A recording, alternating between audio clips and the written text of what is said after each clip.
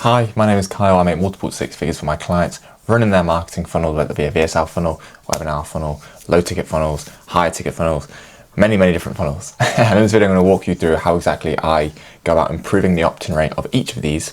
And there's usually a main few things I look at when I'm specifically looking at the landing pages for these funnels. And whenever you see your metrics, so like I say a lot here, make sure you're tracking all the right metrics so you know exactly what to improve and iterate on.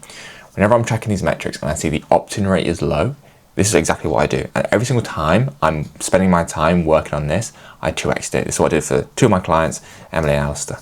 And as you can see on screen right now, here's all the proof of me getting these great results for people. So you can pause to read them if you'd like. But yeah, no, some good stuff. And yeah, in this video, I'm going to walk you through exactly what I test and in what order. The first thing I test is page speed / technical errors.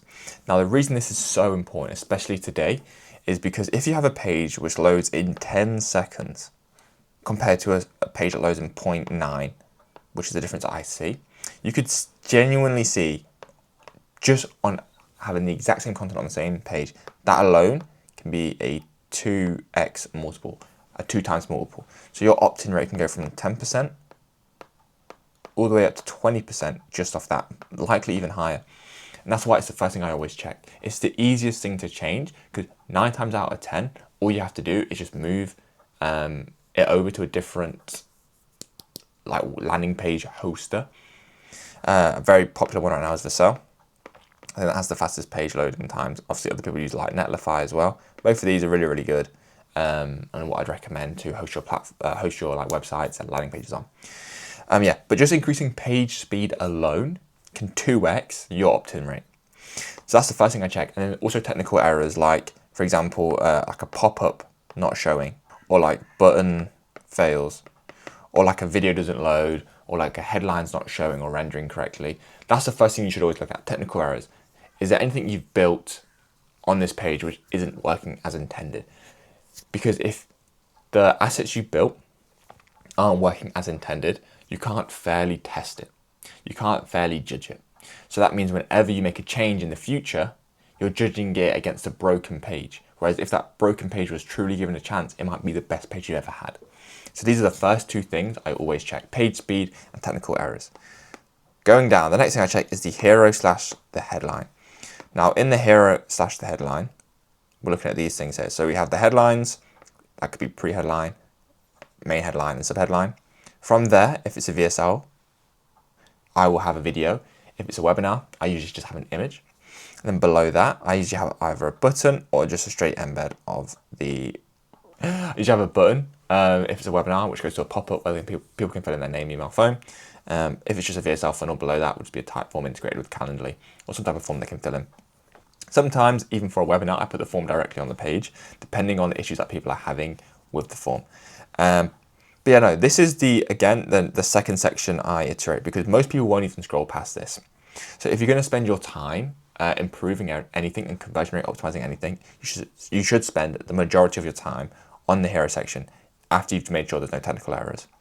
And the first things I usually change are headline. So in the hero section in order, headline, button, wording, and then the VSL. The VSL is obviously the hardest to change because you have to go out and record a new one. And whenever you're looking to change anything, always think about what is the easiest thing to test and change, because you might not need to record a whole new VSL. You might just need to change the headline. And if your VSL, and how to tell your VSL is underperforming, is when your engagement rate is too low. So you want that ideally to be 20% plus, and play rate could be too low as well, which means people aren't even clicking on the VSL to watch it. Those are the two main issues. If play rate's really low, it might very well be a technical issue that I ran into before with a page speed thing. The video's actually not loading quick enough, so people aren't even watching it. So play rate and engagement rate are the things you're going to be looking at to determine if your VSL is the issue or it's the other things on the page. Also, an opt-in rate as a whole, when you need to determine if it's actually something worth improving, for webinars, you really want to see, I think 20% is the worst. I mean, people usually get lower. I see 20% as the worst. It should be at 20% or higher.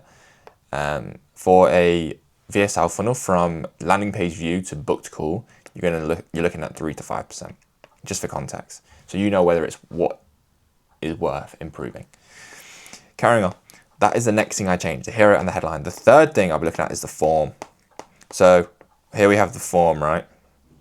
You get name, you get email, you're getting phone, and then you're getting qualifying questions, right? There's multiple different ways people format this. They have them all into one big like long list on the actual form. Some use type form, so they go to the next pages, and at the end they have a Calendly embedded. There's multiple different things and ways you can go about this. What I like to look at is application started rate to application completed rate. If you're seeing 50% of people who start it aren't finishing, and you're having a really qualified amount of people come through, I'd recommend cutting a few questions to see if that holds.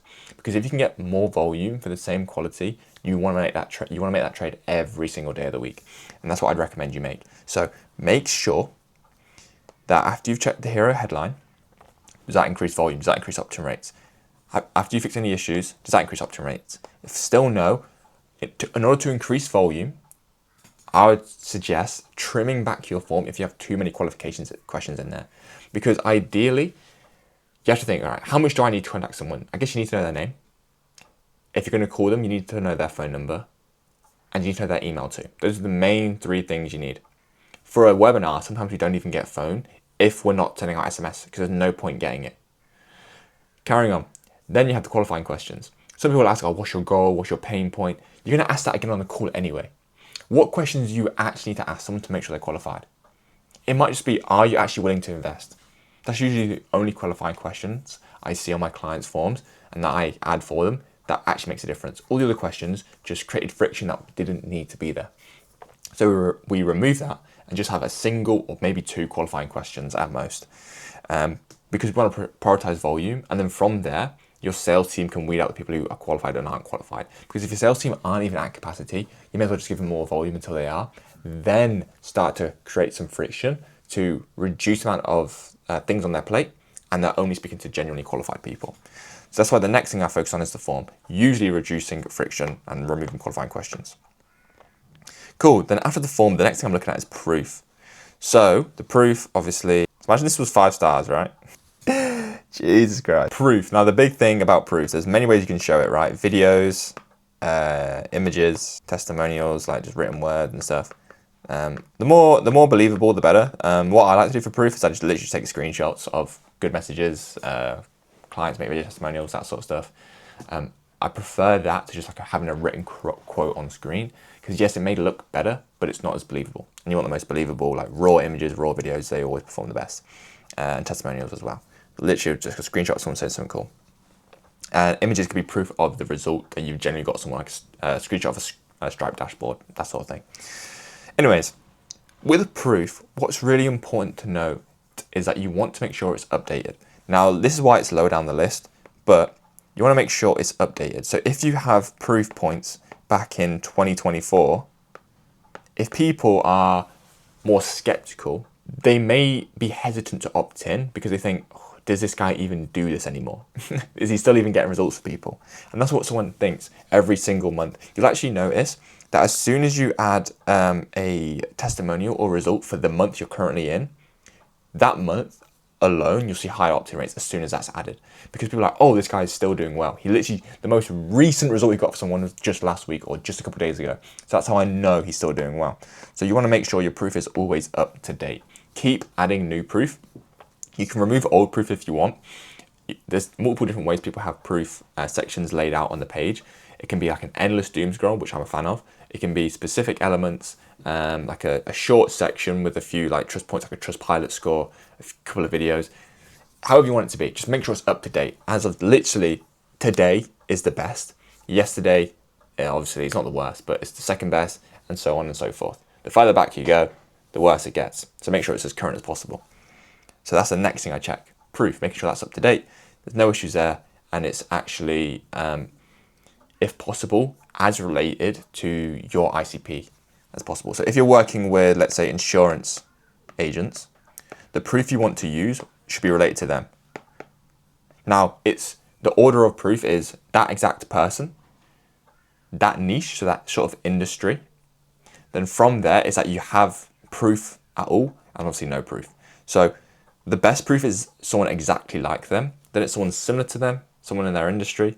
Then it's just proof in general, no matter what it is.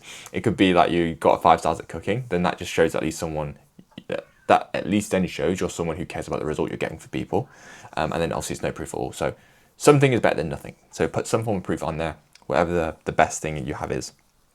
Make sure it's up to date.